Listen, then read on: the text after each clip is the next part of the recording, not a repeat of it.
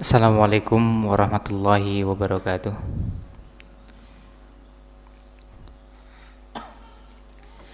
Innal hamdalillah nahmaduhu wa nasta'inuhu wa nastaghfiruh wa na'udzu billahi min syururi anfusina wa min sayyiati a'malina. May yahdihillahu fala mudhillalah wa may yudlil fala hadiyalah. Wa asyhadu an la ilaha illallah wahdahu la syarikalah wa asyhadu anna Muhammadan abduhu wa rasuluh. Ya ayyuhalladzina amanu taqullaha haqqa tuqatih wa la tamutunna illa wa antum muslimun. Ya ayyuhan nasu taqu rabbakumul ladzi khalaqakum min nafsin wahidah wa khalaqa minha zawjaha wa batha minhuma rijalan katsiran wa nisaa'a wattaqullaha alladzi tasaaluna bihi wal arham innallaha kana 'alaikum raqiba. Ya ayyuhalladzina amanu taqullaha wa qulu qawlan sadida yuslih lakum a'malakum wa yaghfir lakum dhunubakum wa may yuti'illaha wa rasulahu faqad faza fawzan 'azima. Amma ba'd, fa inna asdaqal hadithi kitabullah wa khairal hadi hadiyu Muhammadin sallallahu alaihi wasallam wa syarral umuri muhdatsatuha wa kullu muhdatsatin bid'ah wa kullu bid'atin dhalalah wa kullu dhalalatin finnar.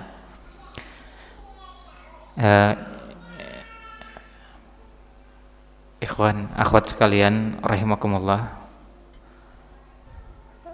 Pada kesempatan yang mulia ini, di pagi yang cerah ini, kita patut bersyukur bahwa hampir semua kita bisa hadir di tempat ini, yang suami bersama istrinya, bahkan juga ada yang bersama anaknya, dan yang calon yang belum bersama siapa-siapa. Ya. Tapi ilmunya mudah-mudahan bisa diserap untuk kemudian persiapan membangun rumah tangga. Pada kesempatan pagi ini, ya mungkin bisa dikatakan 90 sekian persen memang sudah berumah tangga. Jadi supaya lebih jelas obrolannya, kita fokuskan pada yang sudah berumah tangga. Jadi yang belum, anggap ini sebagai sebuah bekal persiapan supaya nanti pembicaraannya tidak terbagi dua, lalu kemudian yang satu mempersiapkan, yang satu kemudian menata yang sudah dibangun, ya. Karena kedua-duanya menjadi pekerjaan tersendiri. Ikhwan akhwat sekalian rahimakumullah, Islam sebagai syariat yang terakhir, syariat yang diturunkan oleh Allah Subhanahu wa taala untuk umat terakhir, adalah syariat yang sempurna. Islam mengatur semua persoalan yang dibutuhkan oleh manusia untuk kebaikan dunia dan kebaikan di akhirat. Tidak ada satupun kebaikan yang diperlukan oleh manusia melainkan sudah ada bahasan dalam Islam. Dan kalau seandainya tidak dibahas, berarti itu memang bukan kebaikan.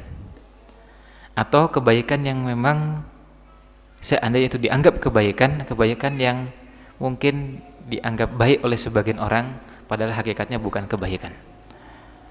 Mungkin itu kebaikan, tetapi kebaikan yang semu, sehingga Islam tidak menganggap itu sebagai sebuah kebaikan. Artinya bisa jadi orang menganggap itu baik tapi salah memandang. Dan ketika Islam tidak mengangkat, Islam tidak memperhatikan, Islam tidak kemudian menganjurkan, mengajak kita untuk memberikan perhatian terhadap hal tersebut, berarti memang itu bukan kebaikan. Karena al-haqqu mir rabbik, kebaikan itu, kebenaran itu hanya datang dari Allah Subhanahu wa taala.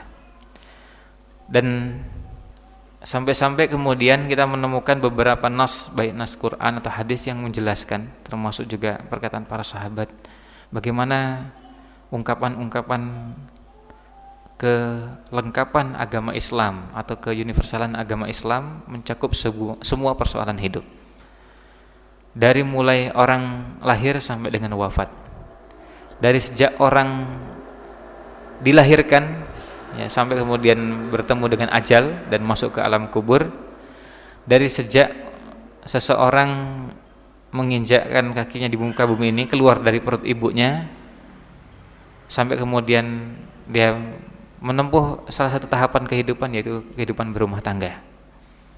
Nah, ini semua menjadi bukti bahwa Islam adalah syariat yang sempurna.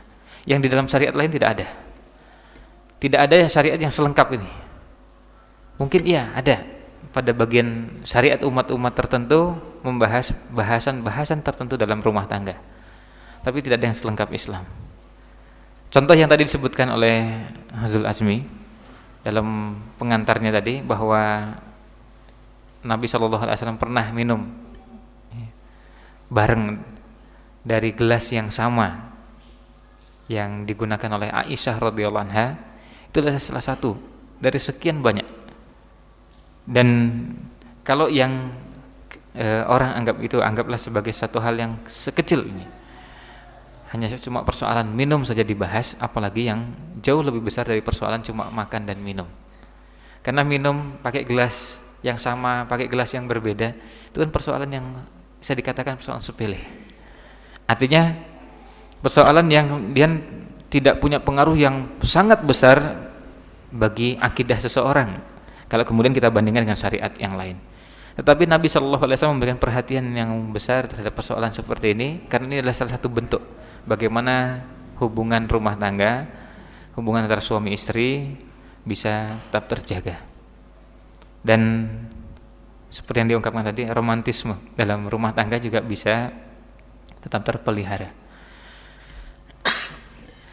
Tema yang dibahas, yang dimintakan untuk dibahas pada kesempatan pagi ini, tema umumnya adalah tentang romantika dalam kehidupan rumah tangga. Dan ada tulisan yang sudah kita siapkan saat ini, masih di tempat fotokopi. Insyaallah beberapa saat lagi selesai. Tadi sudah sekitar 45 menit atau ya kira-kira hampir 50 menit dari sekarang sudah dibawa ke tempat fotokopi. Tapi mungkin bisa jadi kan ini hari libur ya, dan yang fotokopi perlu cari tempat yang mungkin tidak biasa, di tempatnya agak jauh sehingga membutuhkan waktu agak lebih lama. Mudah-mudahan bisa segera kita dapatkan. Dan bahasan atau judul yang kita sajikan dalam tulisan tersebut, judulnya tidak sama persis dengan tema yang dimintakan, tetapi insyaallah bahasannya mudah-mudahan terutama pada bagian terakhir dari tulisan atau bagian kedua dari tulisan mengcover sebagian besar pembahasan yang kita harapkan. Alhamdulillah sudah tiba. Yang fotokopi sudah tiba dan insyaallah segera bisa dibagikan. Ikhwan akhwat sekalian rahimakumullah, kita semua menyadari bahwa dalam perjalanan kehidupan manusia tidak mungkin hidup sendirian, dan tidak mungkin kita bertahan dengan syariat sebagaimana yang ada pada syariat sebagian umat-umat yang lain untuk memilih syariat membujang. Bahkan kebiasaan atau kalau itu dianggap syariat oleh mereka, dianggap ajaran agama oleh mereka, ini adalah salah satu bentuk penyimpangan dalam agama kita.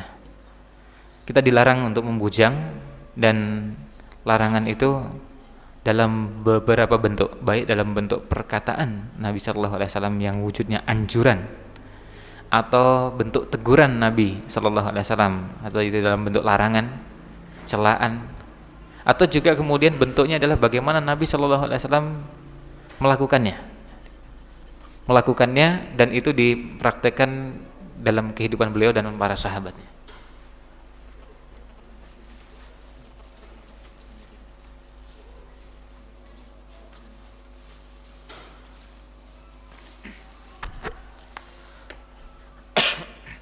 Nah,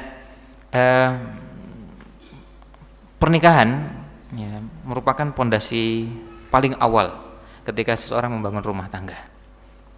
Dan kita tidak akan membahas proses rumah tangga dari mulai ta'aruf, lalu kemudian nadhar, dan seterusnya sampai masuk ke jenjang pernikahan, akad nikah, walimah.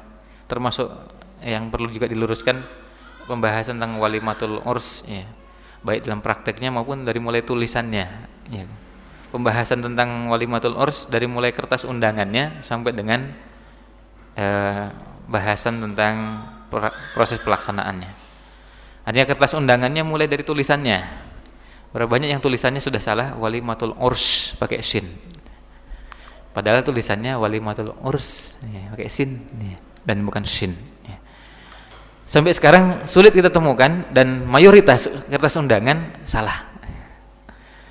Ya, mayoritas kertas undangan salah tertulis dengan walimatul urs pakai sy.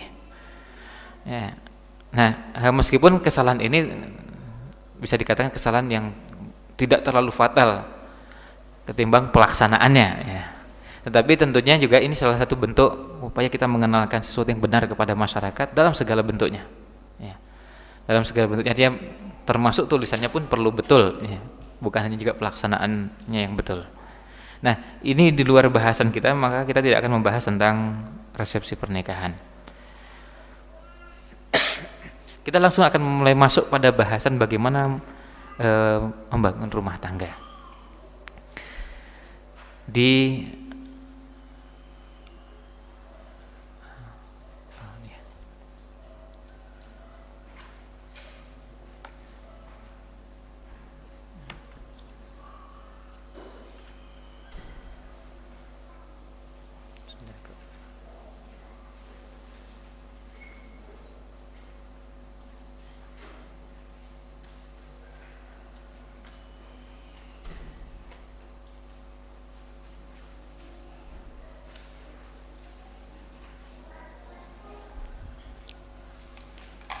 satu bendel, jadi ada nggak tahu yang terpisah mungkin ini.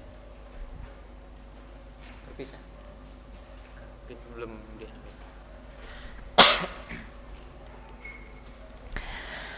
Nah,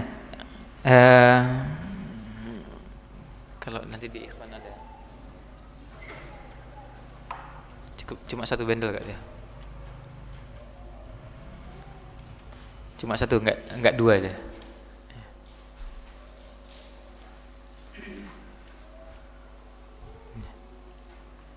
Ya, kita lanjutkan. Jadi pernikahan merupakan pondasi paling awal tegaknya sebuah bangunan rumah tangga.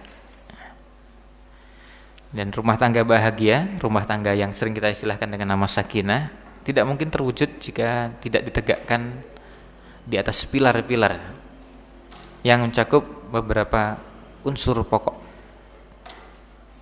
Ya, unsur pokoknya orang sering istilahkan sakinah, kemudian ada mawaddah, lalu kemudian pembahasan sebagian ulama dikembangkan lebih luas terkait dengan mawaddah itu punya perbedaan dibanding dengan kata mahabbah ya.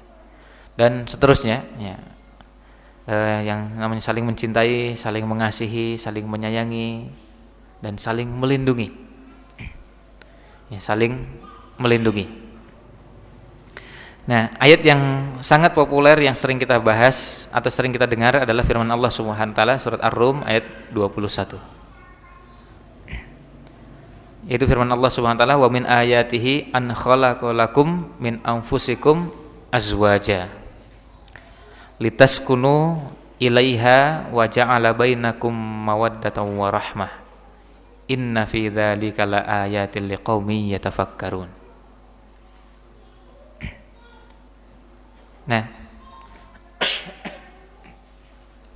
dan di antara tanda-tanda kekuasaan Allah Subhanahu wa taala, Allah menciptakan untuk kalian istri-istri dari jenis kalian. Dan sebagian ulama dalam bahasan fikih kemudian membahas yang kalau itu dikaitkan dengan bahasan akidah terkait dengan adanya pernyataan sebagian orang yang menikah dengan jenis jin. Di manusia nikah dengan jin. Lalu Imam Malik menyatakan bahwa saya tidak akrahu ya. Yang akrahu di situ bisa bermakna beliau mengharamkan ya, pernyataan tersebut, atau kalau secara bahasa diterjemahkan dengan saya benci kalau ada orang mengatakan bahwa saya menikah dengan jin. Artinya bisa jadi baik laki-laki maupun wanita ya, tiba-tiba seorang wanita punya kandungan, ya, artinya hamil. Ketika ditanya siapa suaminya, jin. Ya. Nah, bisa jadi benar-benar jin atau sebetulnya bukan dengan jin, ya, sebetulnya dengan yang biasa pakai celana jin, ya. Lalu kemudian punya kandungan dan ternyata ini bisa jadi masalah dan menjadi fitnah yang besar. Nah, di antara tanda kekuasaan Allah SWT, Allah menciptakan untuk kalian istri-istri dan jenis kalian supaya kalian cenderung, ya, jadi merasa bukan hanya sekedar cinta, tetapi lebih dari sekedar cinta yang faktornya adalah faktor fisik, dan merasa tenang, merasa tentram. Inilah kesulitan penerjemahan, ya. Litaskunu ilaiha, ada unsur al-mail, tapi juga ada unsur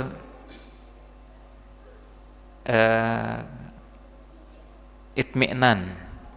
Jadi ada kecenderungan dan sekaligus juga ada ketentraman. Wa ja'ala bainakum mawaddata wa rahmah. Jadi yang pertama litaskunu ilaiha, yang sering kemudian kita istilahkan dengan sakinah. Wa ja'ala bainakum mawaddata wa rahmah, dan Allah jadikan di antara kalian rasa kasih sayang. Ya, rasa kasih dan sayang, rasa cinta. Mawaddah biasanya faktor kecintaannya bukan karena faktor sebatas hanya faktor fisik. Itulah bedanya mawaddah dengan mahabbah, ya. Rahmah adalah kasih sayang atau saling menyayangi. Inna fi dzalika laayatil liqaumin yatafakkarun.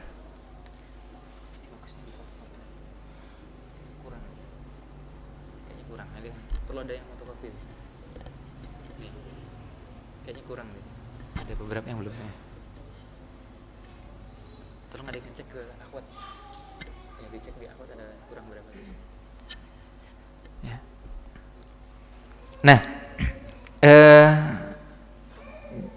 jika keluarga telah menegakkan nilai-nilai tersebut, ya, maka prasyarat terwujudnya rumah tangga yang ideal, rumah tangga yang sakinah, rumah tangga yang ada unsur mawaddah dan rahmahnya, itu bisa terwujud. Dan jika sebuah keluarga dibangun dengan baik, tentunya akan menyemai benih kehidupan rumah tangga dengan penuh kejujuran, kebersamaan, ya, keterbukaan, saling pengertian, saling melengkapi, saling percaya, dan saling membutuhkan. Dan secara otomatis akan terbangun rasa cinta yang tulus, kemesraan, dan tanggung jawab di antara anggota keluarga. Nanti insya Allah pada bagian akhir atau bagian tengah, bagian kedua dari makalah ini, kita akan lebih banyak pada contoh-contoh. Oleh karena itu, bahasan pada pengenalan terkait dengan konsep dasarnya hanya 3 halaman. Tapi contoh-contohnya nanti akan disebutkan dengan lebih banyak, agar kemudian bisa jadi renungan bagi semua. Nah, bagaimana Islam membina keluarga sakinah? Ya, prinsip dasarnya adalah al-adl. Al-adl itu kurang tepat kalau kita terjemahkan keadilan, tapi proporsional, menempatkan sesuatu pada tempatnya. Dan pergaulan yang baik antara suami dan istri adalah landasan utama untuk membentuk keluarga bahagia sejahtera. Al-adl yang dimaksud adalah menempatkan sesuatu pada tempatnya. Ketika nas Quran menyebutkan ar-rijalu qawwamuna 'alan nisa, itu adalah adil. Artinya menempatkan sesuatu pada tempatnya. Bukan adil itu artinya sama rata, semuanya dibagi dengan porsi yang seragam. Itu namanya tidak adil. Karena itu tidak menempatkan sesuatu pada tempatnya. Nah, komponen-komponennya apa saja? Yang pertama adalah perlunya tarbiyah suami dan istri. Perlu ada proses tarbiyah atau pembinaan pada suami dan istri. Nah, stabilitas rumah tangga merupakan tanggung jawab suami dan istri. Yang menciptakan kestabilan adalah dua-duanya, suami sekaligus juga istri. Ya. Tidak bisa hanya mengandalkan suami dan juga tidak hanya bisa mengandalkan hanya istri. Dua-duanya. Bisa saja suami yang menciptakan kestabilan, istri yang merusak tatanan tersebut, atau sebaliknya. Ini tidak mungkin terjadi kestabilan itu kalau kemudian hanya mengandalkan salah satu. Persis seperti burung yang terbang. Kalau terbang hanya menggunakan satu sayap, kita bisa bayangkan bagaimana burung yang mau terbang dan hanya menggunakan satu sayap. Perlu dengan kedua sayapnya. Tentu porsinya dengan prinsip adil tadi, proporsional. Nah, ini ditegaskan oleh firman Allah Subhanahu wa taala, "Ar-rijalu qawwamuna 'alan nisa bima faddalallahu ba'dahum 'ala ba'di wa bima anfaqu min amwalihim." Di sini setelah disebutkan ar-rijal qawwamuna 'alan nisa, laki-laki itu adalah pemimpin bagi kaum wanita. Karena apa? Bima faddalallahu ba'dahum 'ala ba'din. Karena Allah telah melebihkan sebagian atas sebagian yang lain. Dan melebihkan itu maknanya bisa di sini makna bahwa Allah melebihkan laki-laki dari kaum wanita, dan bisa juga kemudian maknanya adalah melebihkan wanita dari laki-laki. Ada kelebihan yang dimiliki laki-laki yang tidak dimiliki wanita, dan ada kelebihan wanita Allah berikan kelebihan pada kaum wanita yang tidak diberikan kepada kaum laki-laki. Dalam banyak hal. Misalnya terkait dengan persoalan kesabaran. Kesabaran mendidik anak. Kesabaran mendidik anak ini perlu orang-orang yang memang bukan hanya keterampilan, tetapi juga memang fitrahnya mendukung hal tersebut. Makanya dalam ilmu akhlak, orang yang berakhlak bagus itu kalau ditopang dua hal. Yang pertama pembawaan, yang kedua pembinaan. Kalau pembawaannya baik ditambah pembinaan yang baik, hasilnya maksimal. Tapi kalau kemudian pembawaannya tidak baik, dilakukan pembinaan, sudah lumayan. Tapi kalau dua-duanya mendukung, ini akan jadi ideal. Nah, ada porsi-porsi yang memang itu paling pas untuk kaum wanita, yang itu tidak pas untuk kaum laki-laki. Ada porsi-porsi yang dalam kehidupan rumah tangga paling pas ditangani oleh laki-laki dan tidak pas ditangani oleh kaum wanita. Ketika pembawaan itu sudah terbentuk seperti ini, kemudian didukung dengan proses tarbiyah, proses pembinaan, maka hasilnya akan jadi maksimal. Oleh karena itu ini sangat dibutuhkan kedua-duanya. Ya, sangat dibutuhkan kedua-duanya. Ketika ini ceritanya salah seorang ustadz setelah menghadiri seminar, dan pembicaranya seorang ibu ya yang jadi tokoh kesetaraan gender, ya cukup dikenal. Kalau di Jawa Tengah beliau termasuk yang cukup dikenal. Artinya tokoh dalam bidang tersebut, maksudnya terkenal dalam bidang tersebut. Nah, pernah suatu ketika setelah mengisi seminar lalu pulang. Nah, mau pulang itu kemudian motornya mogok. Nah, beliau nggak bisa tangani karena memang motor ini paling pas kalau yang nangani laki-laki. Nah, tapi begitu keluar dan motornya mogok, di starter nggak bisa, kemudian sudah pakai kaki juga setelah juga nggak bisa, berkali-kali sampai keringetan. Ada yang keluar dari peserta seminar nyeletuk bilang, nah ini nih contoh penerapan kesetaraan gender. Artinya yang laki-laki yang melihat itu nggak membantu sama sekali kan, karena ingin juga kita setara ya. Kalau biasanya dibengkelkan laki-laki, nah sekarang yang bengkel perempuan. Karena beliau tadi ceramah dengan semangat di gedung, di dalam ruangan, bagaimana wanita juga mengambil peran-peran yang juga diambil oleh laki-laki. Nah, silahkan sekarang diambil perannya, dan nggak dibantu itu. Padahal sudah keringetan dan katanya ya kasihan juga sampai ya bayangkan, jangankan wanita sekarang, kalau laki-laki, kalau ikhwan kemudian udah keringetan dan kemudian motornya juga nggak bisa jalan dan nggak punya basic tentang ilmu itu saja, kita kerepotan. Apalagi kalau yang bengkel ya wanita ya. Nah, maksud dari bima faddallallahu ba'dahum ala ba'din itu bukan berarti bahwa dalam segala hal yang satu lebih dari yang lain. Makanya dalam istilah atau dalam bahasan fikih namanya tafdil, atau yang namanya sesuatu yang afdol itu ada dua jenis. Al-afdoliyah al-mutlaqah, afdol secara mutlak, dan al-afdoliyah al-muqayyadah. Afdol tetapi muqayyad. Muqayyad itu artinya terikat, dikaitkan dengan sesuatu. Dan itu bahasan fikih banyak seperti itu. Sekarang kalau orang tinggal di satu tempat dengan masjid agak jauh, berangkat ke masjid kan afdolnya jalan kaki.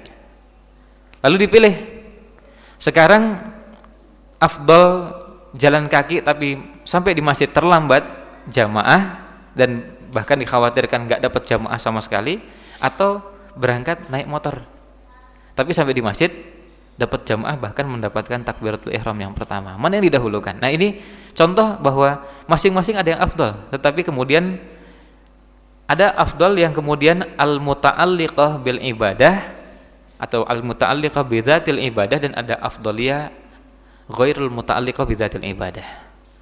Jalan itu afdol tetapi tidak langsung berhubungan dengan zat ibadahnya.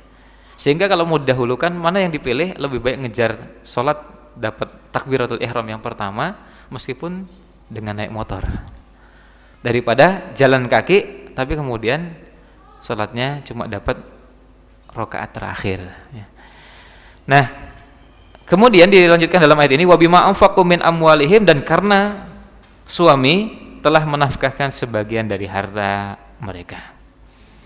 Dan ini memberikan isyarat bahwa memberikan nafkah itu, ini memberikan nafkah itu menjadi kewajiban bagi suami kepada istri, tetapi juga pemberian nafkah itu tidak menjadi kewajiban bahwa semua yang didapatkan oleh suami harus diberikan kepada istri. Karena apa? Min amwalihim. Jadi artinya suami boleh kemudian menyerahkan sebagian nafkahnya, penghasilan yang didapatkan, dan sebagiannya lagi tidak diserahkan. Nah, tentu semuanya nanti ada kaitannya dengan masalah bahwa itu diberikan dengan cara yang ma'ruf. Cara yang ma'ruf apa? Di samping cara yang baik, yang kedua menggunakan urf yang ada pada masyarakat atau pada orang yang sekufu dengannya. Ini terkait dengan tarbiyah. Kalau kemudian ayat yang pertama penekanannya agak dominan pada kaum laki-laki, sekarang kita lihat pada yang kedua ini. Pada ungkapan seorang penyair terkait dengan bagaimana peran ibu. Al-ummu madrasatun idza a'datta sya'ban thayyibal a'raqi. Ibu bagaikan sekolah, bagaikan madrasah, yang jika engkau persiapkan dia, berarti engkau telah mempersiapkan suatu bangsa dengan dasar yang baik. Artinya mempersiapkan ibu itu adalah upaya untuk mempersiapkan umat, mempersiapkan sebuah bangsa, sya'ban thayyibal a'raqi. Jadi kalau kita ingin membangun bangsa yang baik, juga bangun pondasi yang kuat pada kaum ibu. Makanya bagaimana caranya orang merusak sebuah bangsa? Merusak kaum wanitanya. Dan itu contohnya banyak. Salah satu bentuk merusak tadi adalah dengan lewat tayangan televisi. Apalagi banyak ibu-ibu yang tinggal di rumah dan aktivitasnya ketika tidak ada aktivitas yang bermanfaat lalu nonton TV. Yang ditonton sinetron yang berkelanjutan dan hampir tidak ada hentinya. Apalagi sinetron-sinetron yang dibuat memang punya misi-misi tertentu. Orang bikin sinetron itu memang berangkat dari sebuah prinsip, ya, atau berangkat dari sebuah pemahaman, berangkat dari sebuah manhaj yang dimiliki oleh para sutradara atau para membuat film tadi. Nah, ketika pesan-pesan dasarnya disusun dari atau dibuat oleh orang-orang yang memang punya manhaj yang sejak awal jauh dari Islam, maka sangat sulit diharapkan sinetron tersebut berwarna Islam. Ketika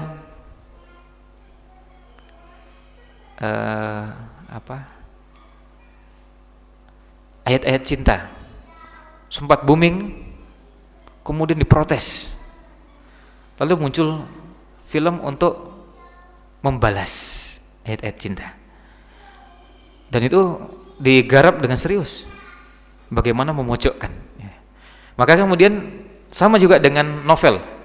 Ketika novel yang disusun atau kemudian dalam dunia perfilman juga, ketika novel itu disusun dan dibuat untuk kemudian tujukan kepada kalangan tertentu, maka kemudian muncul ya, muncul novel-novel tandingan.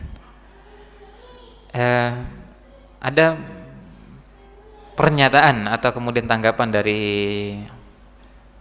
salah seorang penulis ya, terhadap novel yang disusun oleh Pak Adian Husaini.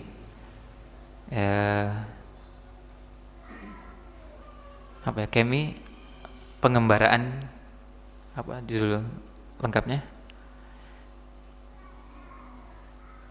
Pengembaraan yang menyesatkan atau apa depannya? Novel Kemi yang disusun oleh Pak Adian Husaini. Salah satu testimoni yang disampaikan oleh salah seorang penulis adalah bahwa ini adalah ya, novel yang bagus untuk menanggapi beberapa novel yang sempat muncul yang mencitrakan kesan yang jelek tentang dunia pesantren dan orang-orang yang mendalami agama. Nah, ini yang hanya cuma sekedar novel. Film sangat banyak dan lebih banyak daripada novel yang artinya lebih banyak dari sisi dikonsumsi, dinikmati oleh masyarakat secara luas. Novel banyak dari sisi jumlah, tapi yang mengkonsumsi lebih banyak televisi kan, lebih banyak film, lebih banyak sinetron dan seterusnya. Dan yang memprihatinkan lagi di kita ini, masyarakat Indonesia itu kan masyarakat penonton ya, bukan masyarakat pembaca. Jadi lebih senang nonton daripada baca. Nah, ketika tontonan itu menarik, cara penyajiannya, tayangannya, maka kemudian mereka jauh lebih tertarik menikmati tontonan ketimbang membaca. Padahal pesan-pesannya cukup signifikan untuk merusak pemahaman. Sehingga dikhawatirkan akan muncul orang-orang dengan agama baru, yaitu agamanya televisi. Karena memang yang ditonton adalah televisi. Maka ini menjadi PR tersendiri, bagaimana kemudian proses tarbiyah ini berlangsung secara simultan pada semuanya, suami maupun istri. Yang kedua, keimanan keluarga. Fondasi keimanan keluarga, iman dalam makna bukan hanya sekedar rukun iman, tapi iman dalam artian bahwa semua bagian keimanan itu harus jadi fondasi bagi rumah tangga, bagi suami istri, dan termasuk juga anak-anak.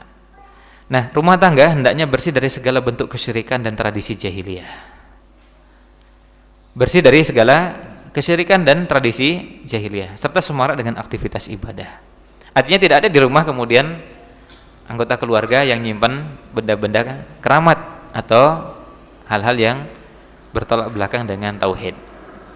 Dan juga tradisi-tradisi jahiliyah, tidak ada khurafat, tidak ada keyakinan-keyakinan yang bertolak belakang dengan Islam. Sekaligus juga diisi dengan aktivitas ibadah. Dan ini namanya takhliyah qabla tahliyah. Dikosongkan dulu baru diisi. Dikosongkan dari segala bentuk kesyirikan, dari segala bentuk tradisi jahiliyah, dan diisi dengan segala aktivitas ibadah. Ada sholat, puasa, membaca Al-Quran, dzikir, dan aktivitas lain, baik aktivitas jasmani maupun aktivitas rohani. Ada beberapa hadis yang kita sebutkan di sini hanya sekedar contoh, misalnya sabda Nabi sallallahu alaihi wasallam, "Matsalul baitil ladzi yuzkarullahu fihi wal baitul ladzi la yuzkarullahu fihi matsalul hayyi wal mayyit." Perumpamaan rumah yang di dalamnya ada zikrullah, zikir kepada Allah Subhanahu wa taala, dan yang tidak ada adalah ibarat orang hidup dengan orang mati. Hadis muttafaqun alaih. Lalu dalam hadis yang lain, la taj'alu buyutakum maqabira. Jangan jadikan rumah kalian seperti kuburan.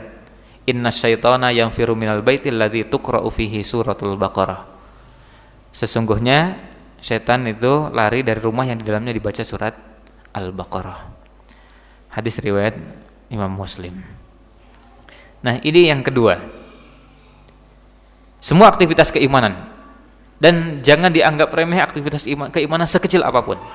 Ada yang berzikir, ada yang membiasakan ketika mendengar azan, ayo dijawab bareng-bareng. Artinya membiasakan supaya anak juga semuanya terbiasa menjawab, dan ketika ada bacaan azan semuanya diam dan mendengarkan.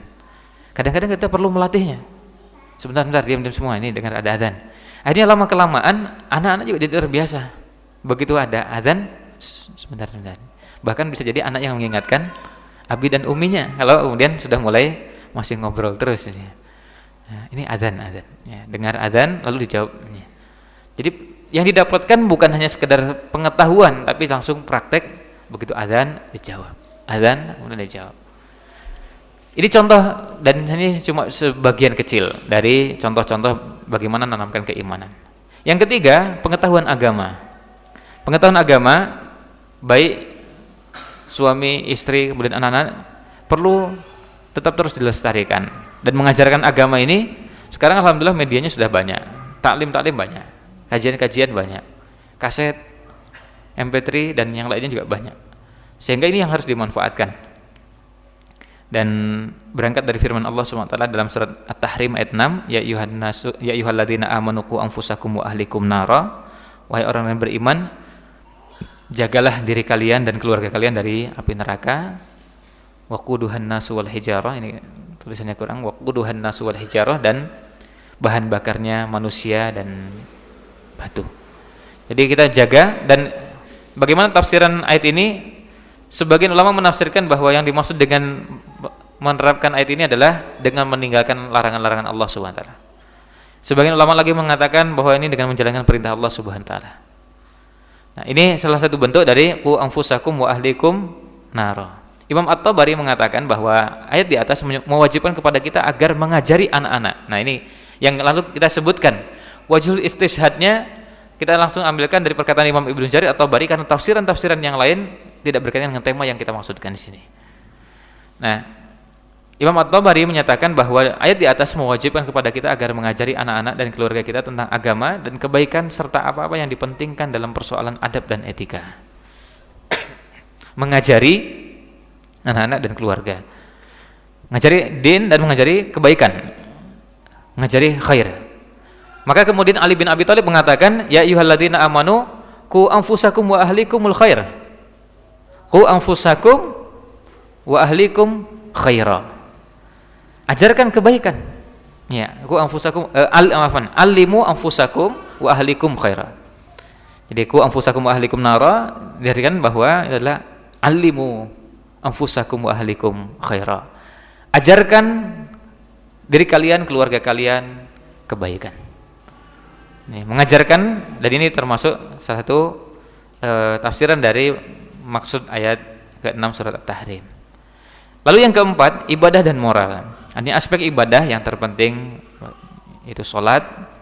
Di samping ibadah-ibadah yang lain harus mendapatkan perhatian, dan perhatian yang porsinya besar. Termasuk sholat di dalam rumah. Shollu ayyuhan nas fi buyutikum fa inna afdalas sholati sholatul mar'i fi baitihi illal maktubata. Salatlah kalian wahai umat manusia, karena sebaik-baiknya sholat seseorang adalah di rumahnya kecuali sholat fardu. Lalu yang kelima, terkait dengan sosial dan lingkungan. Agar kehidupan sosial keluarga memiliki hubungan harmonis, maka sebaiknya setiap anggota keluarga, anggota yang berada dalam rumah tangga, diberi kesempatan untuk mendiskusikan setiap masalah dan problem keluarga secara transparan, terbuka, sehingga seluruh masalah bisa terpecahkan sebaik mungkin. Nah, orang tua hendaknya tidak menampakkan konflik intern di hadapan anak-anak, dan seoptimal mungkin merahasiakan konflik yang terjadi, agar anak tidak terbebani secara mental melihat orang tua yang marah. Apalagi konflik tersebut membentuk kubu di antara anak-anak. Ada anak-anak yang ikut abinya dan ada anak-anak yang ikut uminya. Lalu kemudian ada dua kubu. Nah, rumah juga harus diamankan. Nah, ini kita gunakan istilah diamankan agar tidak dimasuki orang-orang jahat dan orang fasik, sehingga anggota keluarga terbebas dari pengaruh kejahatan. Artinya jangan sampai kemudian teman-teman yang jelek masuk ke dalam rumah lalu dilihat oleh anak-anak. Lalu anak-anak kemudian melihat, oh begitu tuh cara berpakaian dia. Ya. Bayangkan kalau seandainya abinya punya teman-teman yang bermacam-macam dan yang begitu, apalagi kalau kemudian dominan lebih banyak masuk ke dalam rumah. Akhirnya anak-anak jadi belajar. Oh, lama-kelamaan kemudian mereka yang menganggap itu biasa. Apalagi kalau menganggap itu sesuatu yang bagus. Ternyata rambut gimbal itu bagus juga. Ya. Jadi anak-anaknya jadi belajar oh begitu tuh boleh juga ya. Dan suatu saat mungkin bagus juga dicoba-coba ya. Nah tapi kalau kemudian yang masuk ke dalam rumahnya penampilannya yang baik, akhirnya dia terbiasa. Termasuk juga anak melihat teman-teman uminya yang masuk semuanya berjilbab, oh jadi biasa. Kalau kemudian teman-temannya berpakaian yang seperti bangsa yang primitif, hanya semakin modern kan semakin primitif cara berpakaian orang. Nah seperti bangsa yang primitif artinya pakaian sekedarnya, bahkan lebih bagus sebagian bangsa primitif yang pakai daun-daunan ya, agak lebih menutup dibanding yang sekarang yang nggak pakai daun ini. Nah kalau teman-teman uminya adalah teman-teman yang dari bangsa primitif ini sering masuk ke rumah, kan kasihan anak-anak. Jadi akhirnya anak-anak belajar bagaimana hidup primitif, padahal kita hidup di zaman sangat modern. Nah ini terkait dengan pokok-pokok atau prinsipnya. Sekarang kemudian bagaimana etika pergaulannya? Yang pertama membiasakan pergaulan yang baik. Kita lihat bagaimana menumbuhkan sikap ramah dan santun. Rasulullah sallallahu alaihi wasallam bersabda, "Innallaha idza ahabba ahla baitin adkhala alaihimur rifqa." Sesungguhnya Allah Subhanahu wa taala jika mencintai keluarga, mencintai satu ahli bait, adkhala alaihimur rifqa, maka Allah akan anugerahkan, Allah akan masukkan kepada mereka sikap ramah lagi santun. Hadis riwayat Ibnu Abi Dunya dalam buku beliau Dzammil Ghadab, dan ini disahihkan oleh Al-Albani dalam Jami' Shaghir di nomor 1704.